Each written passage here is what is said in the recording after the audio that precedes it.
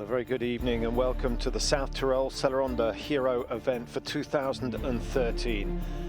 Well, there are many who race for glory, there are those who race just to test themselves, but there are those who enter races because of the sheer beauty of their surroundings. And this is an event for them. We're in the South Tyrol, the north of Italy. It is one of the most stunning places on earth. The Alpe di Suisse, we've got the Selva di Val Gardena, and Val Gardena where today's race is starting. The Sellaronda Hero. 62 kilometers for the women, 84 kilometers for the men. Well, there are plenty of top-class women in the field today. And Dania Veranosi is one of them, an Italian 40-year-old, a veteran in all senses of the world, but she is as strong as any in the field. Catherine Schwing of Germany, watch out for her, 32 years old, twice winner of the Sellaronda. She'll be difficult to beat today.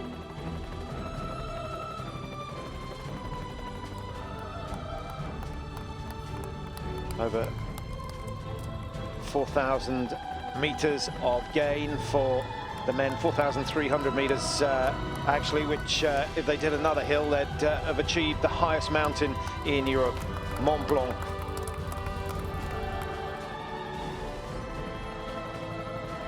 View to Saslong Mountain in the Dolomites. Saslong, of course, the name of the downhill ski slope here. Well, early moves from athletes in the women's event. Sally Bingham of Great Britain certainly laying down her mark. Elena Godini of Italy in the pink colours looking very strong as well. We'll see how they get on later on. The men's event ready for the start, starting a little bit later than the women, just 20 minutes between the two. 3,000 competitors. Yes, 3,000 competitors entered for this year's event. Not all of them are in the elite category. Stefan Kuhn, who leads the World Series at the moment. He's the winner of the Mountain Bike Marathon Series for 2012. One of the biggest even in Italy and I think in all the world. There he has Pericles of Greece, Leonardo Paez of Colombia. Brilliant climber. Watch out for him throughout the race.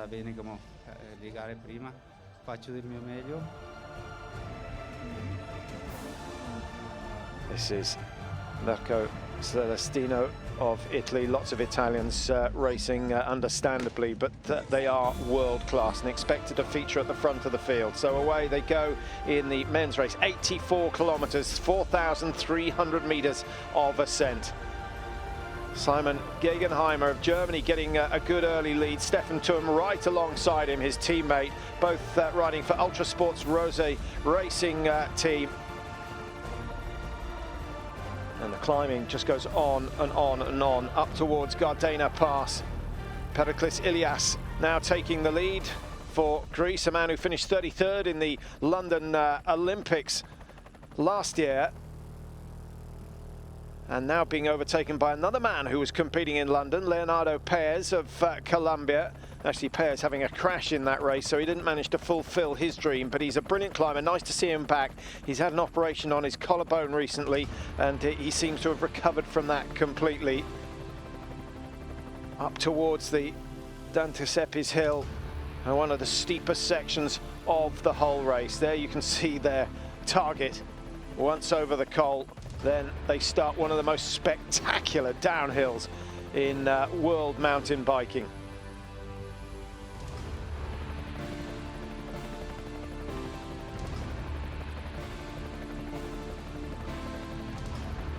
And the masses. Some riding, in fact most riding, some walking. Now this is where the technical riders can gain a lot of time.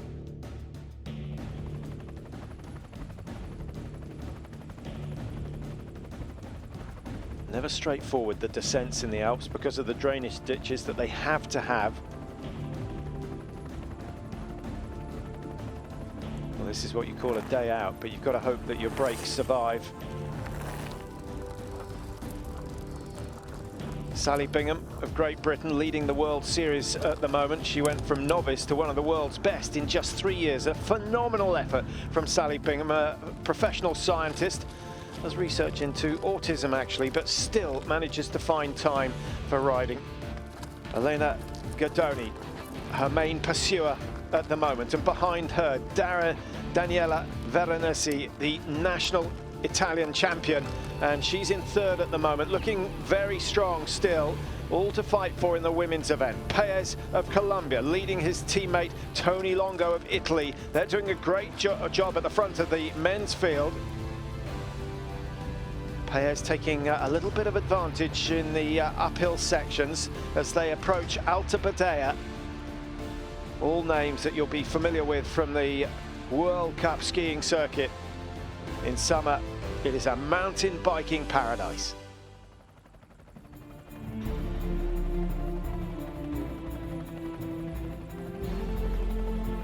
Sella Mountain and the Gardena Pass in the background as they enjoy one of the fast downhill sections. And then the Marmolada Glacier, look at that up at the top. Tony Longo with the lead at the moment.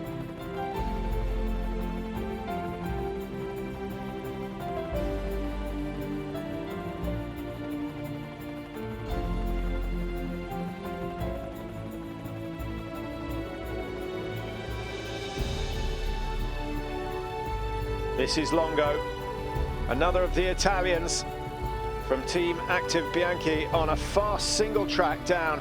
45% of the course on single track. Imagine that, 45% on mountain trails, and then just 10% of the race at the very most on the roads, really where they link one mountain with another. Through Araba village, still at an altitude of over 1,600 meters, 30 kilometers completed, another 54 to go for the leading men. And Leonardo Paez of Colombia facing the third uphill section now to Surasas.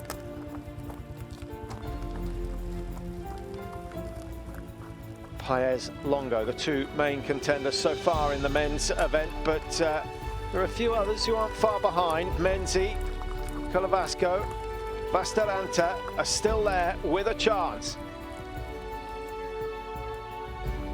Søren Nielsen of Denmark starting to make a move as well. But it's Paez out on his own, in front. Up near the snowy patches, that's how much height they've gained.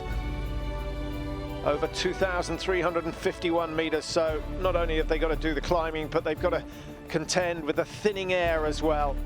This is what is known as Dolomita Superski in the winter. One of the world's largest ski resorts, 1,200 kilometers of piste. Today, it is perfect for mountain biking. Paez now enjoying a downhill section, and his technical riding is second to none. Down towards the Padua Pass. There's the pass in the background. So as Paez storms down the hill with what certainly isn't an unassailable lead, we go back to the women's race leader, and slightly more cautiously, Sally Bingham of Great Britain, remember, doing the women's race at 62 kilometers, some 22 kilometers shorter than the men's race, but tough enough. Guidoni still in second place, not far behind. Leonardo Paez just behind her, so the leading men, having started 20 minutes adrift of the women, starting to catch them up at roughly the halfway stage of the race. Paez, a word of encouragement for Guidoni.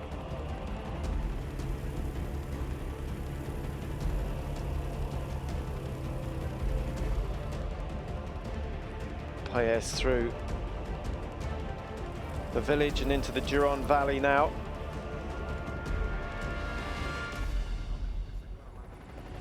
Sally Bingham of Great Britain, solid as ever. Her mountain climbing skills unbelievable. What she's improved so well over the recent years is her technical riding as well. She's always had a strong heart and a strong mind, but just 3 years to get to the top of her game, and it's an astonishing rise.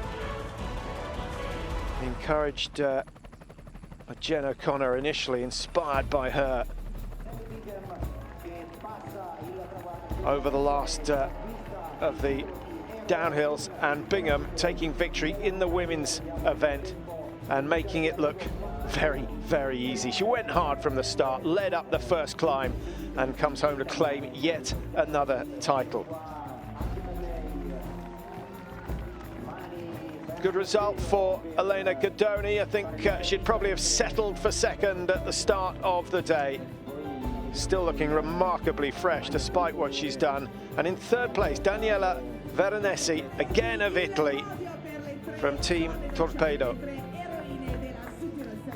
Well, Guidoni back from her 18-month ban. Found the climbs, they were hard because they're so loose and it's difficult to find the traction. And the descents are hard, it's very tiring on the arms. But no, it's a nice course and the views are spectacular and there are many spectators. So for me to race here in the Sellaronda is a very nice race. I guess she'll be back. It has to be one of the most spectacular areas on the planet. So with the women completed, the men still have a few kilometers to go, and Leonardo Perez, who's really took the lead with 10 kilometers completed on the second big climb, made his break, and he stayed strong throughout to claim the win here in Sellaronda. He is one big hero. Excellent racing from him. 4 hours, 26 minutes and 10 seconds. Soren Nielsen in second place in the men's event, 8 minutes 36 behind his Colombian rival, but a good result for the day nonetheless. And Periklis Ilias of Greece in third position, a man who has claimed the world title before, but he doesn't get gold today. I didn't expect that the lap will be so difficult. I listened that there is some steep uphills, but I never ride in my life a course like that. Mi sono trovato qua come il favorito per la corsa. This is Leonardo Perez, the winner today, says he was the favourite for the race. He's just grateful that he won it today. A beautiful sunny day. He's a happy man, he says, and so he should be. He's looked supreme today. His uphill climbing skills quite outstanding, and he didn't lose anything on the downhills either. So well done to Perez, claiming the Sellaronda Hero title for 2013. 3,000 competitors this year. I think there may be even more next year. What an event.